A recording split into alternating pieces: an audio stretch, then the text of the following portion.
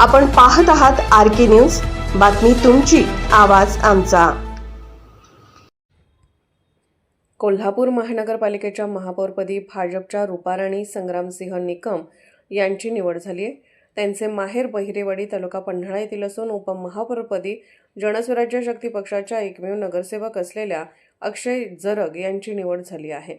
कोल्हापूर महानगरपालिकेत महायुतीतील घटक असलेल्या भाजपा, राष्ट्रवादी आणि शिवसेना यांची सत्ता असून जनस्वराज्य शक्ती पक्षाकडून निवडून आलेला एकमेव नगरसेवक अक्षय जरग यांना उपमहापौर पद मिळाल्याने जनस्वराज्य शक्ती पक्षाचे अध्यक्ष विनय कोरे यांचे कोल्हापूर महानगरपालिकेतील राजकीय महत्त्व पुन्हा एकदा अधोरेखित झाले आहे।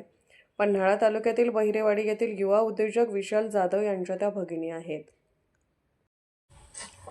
RK न्यूज चॅनलला लाईक करा, शेअर करा आणि सबस्क्राईब करा।